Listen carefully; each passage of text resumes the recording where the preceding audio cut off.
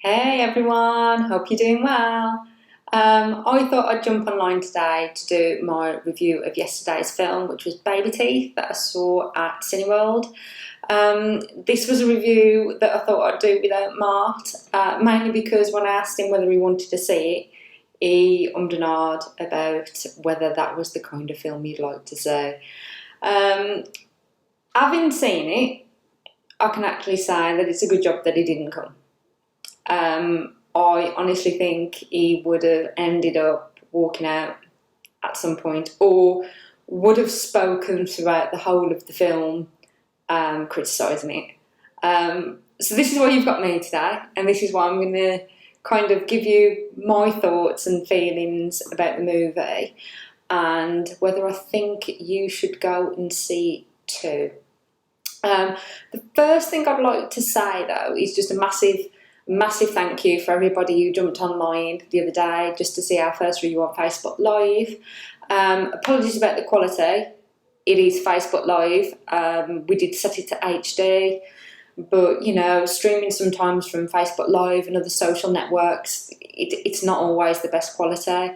Our future videos, therefore, are going to be shot on YouTube, so rest assured you'll be able to see us a little bit better than you did the other day. Right, so I thought I'd get the ball rolling with Babyteeth then. It is a very artsy film, and that's the only way that I can kind of summarise it. The premise is a really simple one, and it does follow some similar films that you may have seen. There is a young girl who's called Milla, and Milla is played by Eliza Scanlon. I don't know much about her as an actress, but what I can say is that she played this role really well. She played the role of a teenage girl who is terminally ill with cancer, and she meets and falls in love with a guy who's a small-time drug dealer and user, and his name is Moses. And the whole premise of the film is kind of you following her alongside her journey with chemotherapy, with the cancer treatment, with the relationship with her parents, and you get to see how things have changed in the family since her cancer diagnosis. There are some really funny moments. I know that critics have recently mentioned that although it is a heart-wrenching film, it's also a film that has a lot of dark comedy. I have to say that was one of the things that I said to Mark when I got back home yesterday was I struggled to see the dark comedy element in it. It wasn't as funny as some of the critics claimed. It was very tongue-in-cheek, and rightly so, because obviously the director, Shannon Murphy, directs also Killing Eve, so it's kind of, you do get that kind of level of tongue-in-cheek.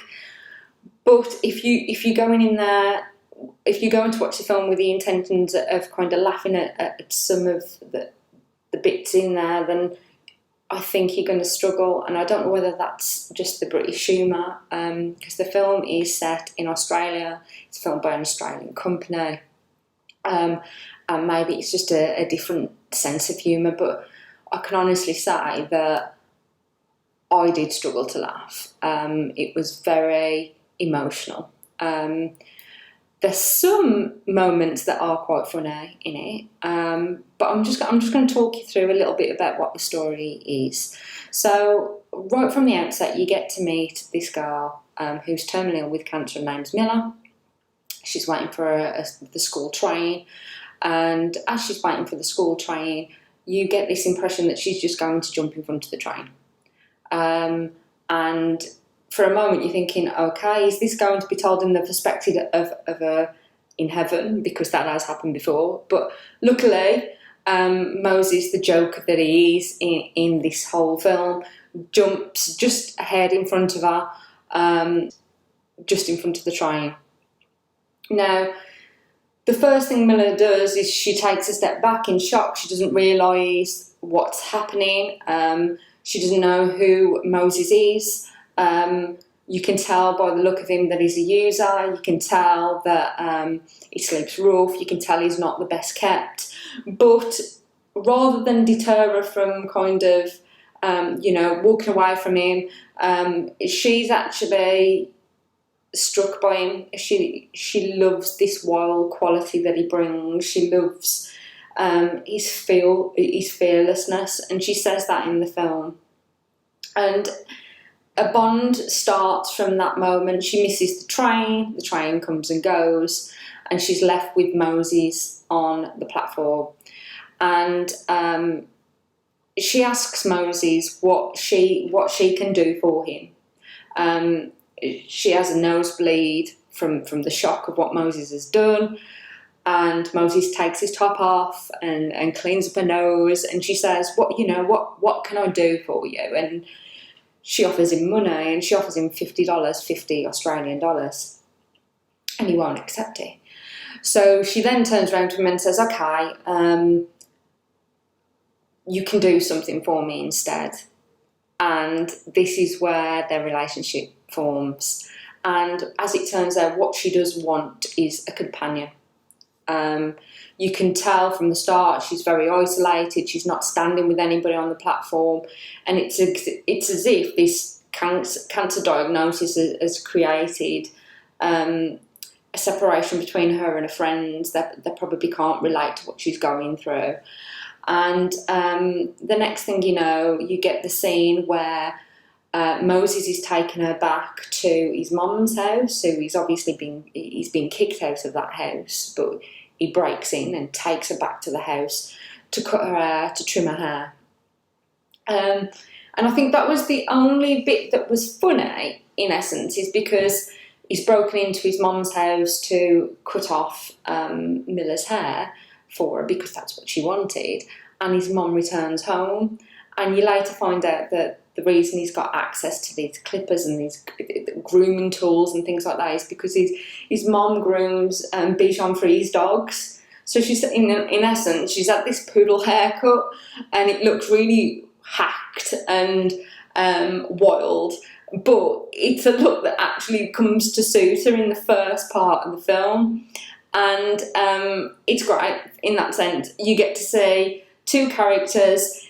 In The Holiday, they call it like a meet cute. One wants something from the other and a friendship is formed. You get these two characters very unlikely to meet in any normal circumstance. And you get to look at how their relationship blooms in that sense. But true Shannon Murphy style, the relationships within this film are all dysfunctional. You get to see her parents from the beginning of the film. Dad Henry and her mum Anna are actually going through some marital issues themselves. Henry is a psychiatrist, and Anna ends up meeting Henry at the office on a weekly basis so that they can have sex. And it's almost as if the impression that I got is that the impact of their child having cancer has had an effect on them so much emotionally that they have to come out of character and assume these different roles to be able to feel that sexual desire of actually wanting each other and wanting to be with each other. But even from that standpoint, you get to see Henry, who is having sex with his wife whilst eating a sandwich. Because who doesn't, right? Who doesn't want to have a snack while they're having a bit of nookie? And you get to see how her mum and dad are broken as well. You've got a young girl that's broken, you've got a mum and dad that are broken, and they're trying, with what shreds they've got left of themselves to knit themselves together as a family unit and support each other. And as you can imagine, Miller brings Moses home to meet her parents, and it's a really tricky situation because straight from the get-go you know that her father has done this psychoanalysis on him as a character, what type of person he is, very quickly worked out that he was a druggie, quickly worked out that he was homeless, knew that this wasn't the type of relationship that he wanted his daughter to have, yet at the same time tries to get behind it, and so does the mother, because they know that there isn't long left for their daughter. And, you know, any kind of possibility of hope in the film is lost quickly. And in that sense, the film is quite episodic. So at the beginning you get to meet Mila, and you're told that she's going through chemotherapy. Then you're told that she's an insomniac, and then the nausea kicks in, and all this is titled as you're watching the film. So you're getting to see this episodic nature of events that are taking place. And as you can imagine, you know, Miller and Moses haven't got the best relationship because he's not reliable. You know, he's a user, and there's despite Miller trying to want to show him off as a best friend and boyfriend, really, by taking him to school with her, introducing him to a family. You know that at the back of her mind, this is just a fantasy for her, that he's kind of allowing because he too knows that she's ill. The upsetting scenes then are obviously, well, as you can tell, really, that they're episodic in a sense that you're getting to see a decline. You're getting to see like this rose wilt, as it were. You're getting to see her day by day just falling apart, becoming sicker and sicker, and Moses being there for her predominantly when she is at her weakest. As I said, he's not reliable, so sometimes the parents are having to contact Moses to get him to come round to support her, and they do that on the back of knowing that Moses is actually stealing Miller's medication to sell on the black market, to distribute himself, to take himself, and regardless, they know that this is the only way forward to support their daughter. We also have some really I keep saying it's not funny, but we have some odd occurrences as well that happen. You have Henry, the father, who I think the next door neighbour is called Taylor, a heavily pregnant woman. He meets Taylor for the first time in the street as well, and he speaks to her about, you know, her pregnancy and things like that. And he's instantly taken this shining to Taylor. And it's not until you discover that his wife, Henry's wife Anna, is actually medicating too. And it's as if he sees Taylor as being this symbol of fertility and symbol of strength, and someone that he can admire for actually moving into a house and doing everything on her own. She's a single parent. And he kisses her in her garage. And it's really bizarre, because you think to yourself, well, oh my gosh, you've got a daughter that's terminally ill, you've got a wife that you're medicating from your prescription pad because she can't get through what's going on, and yet you're trying to dip your wick in the next door neighbour who's heavily pregnant, who quite honestly has probably been shafted by other men like you who come and go as they please, and yet we're at this point in the film. Nothing comes of that after his kiss. It was kind of like a release for him, I imagine. It was his way of breaking out of that mould of being dad to a terminally ill child, husband to a woman who's quite frankly having some kind of breakdown, and him being reckless himself. And this is what I say about Shannon Murphy, and kind of you can feel that flavour come through her direction. You know, and even though she didn't write this herself, you know, she didn't write this at all. It was written by, I'm going to have to try and say her name right. It was Rita Kalnejais, I think her name is.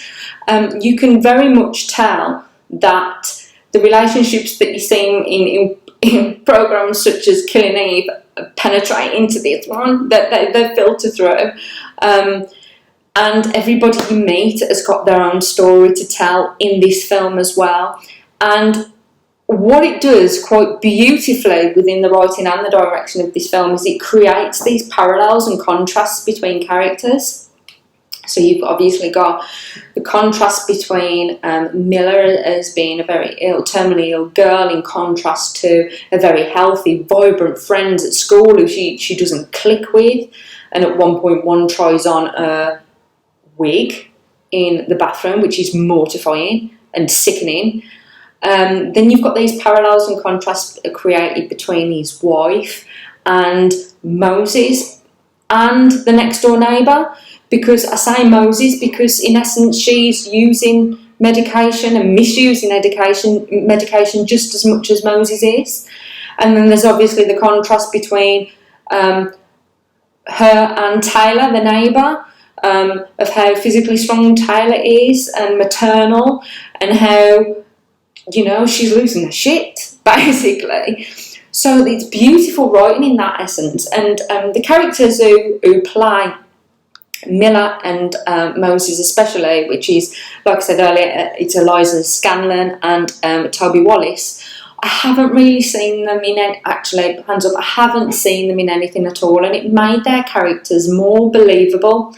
You know, I really felt sick watching the screen when Miller was going through her stages of nausea, and you felt nauseated the way that it was, you know, the filming, the camera angles and things like that. She goes to a party as well with Moses. She decides to break out of her room one night and, you know, travel across the city while he's distributing his drugs, and they go to this party, and it's the most disorientating environment because, one, she's obviously taking cancer medication and she decides to then drink vodka, so you get this blurring of characters that she meets. You get these really odd blue tones that are then put into the film, and you're sitting there and you actually feel just as nauseated as she must have felt.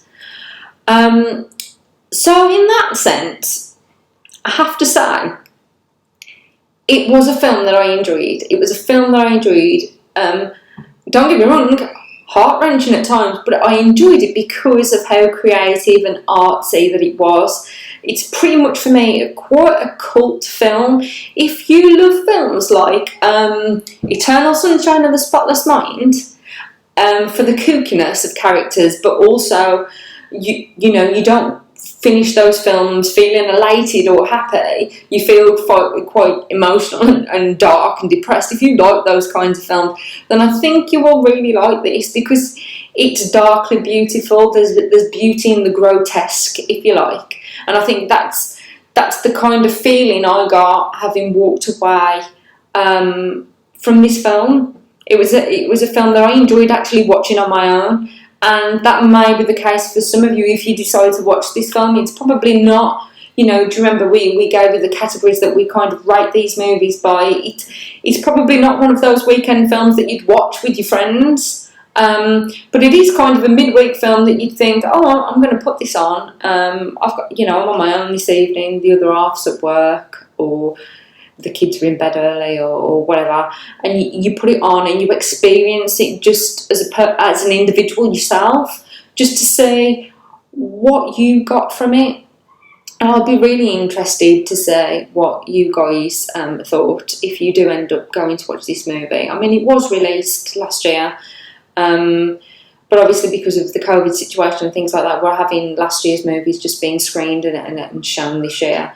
So, you know, Cineworld and other kind of big cinema companies are in the recovery process in the minute, aren't they? And they're just trying to put on the screens the things that they can, but they don't want to put all the big movies on yet because obviously it's being in the midst of a pandemic, it's going to really affect the box office, the movie rating. It is a film that you could probably watch half one day and watch half the other, because, like I said, it can be quite emotionally draining. If you've been through something similar with a loved one who's received a cancer diagnosis and you've been there to support them throughout, There are some triggering things in this film that I think could potentially make you feel really sad. So that's just a forewarning, really. But other than that, the ending itself was quite beautiful. You get to see her really happy.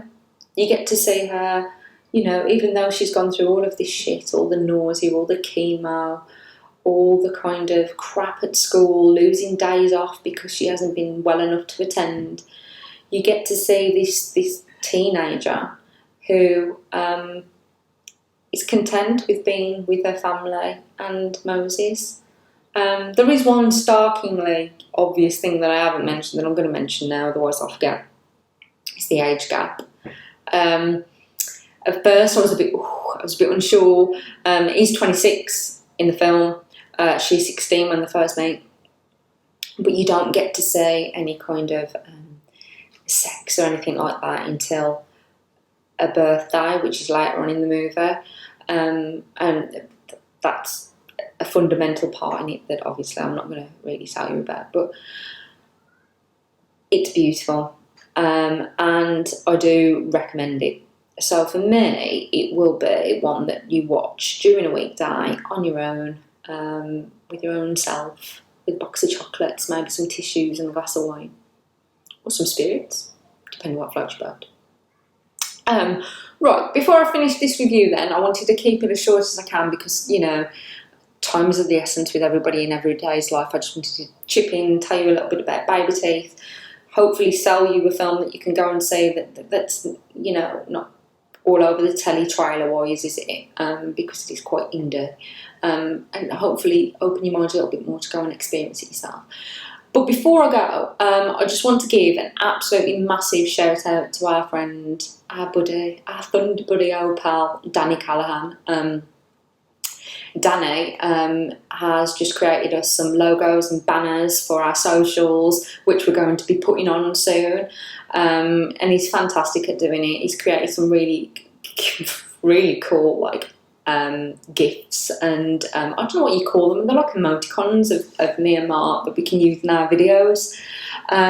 So I just want to give a massive shout out and a thanks to him, but also when I do upload this video onto YouTube, in the description column, I am going to put his Facebook link in there, because if you are running a small business, or you want a logo, or you want a banner created, or even one of those cute kind of emoticons of yourself to put on your brand, then please, please, please give him a message, because, you know, he's currently working for local businesses, getting his name out there, and he will probably really appreciate you just contacting him. You know, sometimes we try and save money, don't we? And we try and do it ourselves. And as it turns out, we don't always end up making the best things for ourselves or our businesses. So please give them a shout out or a thought if you need anything like that making.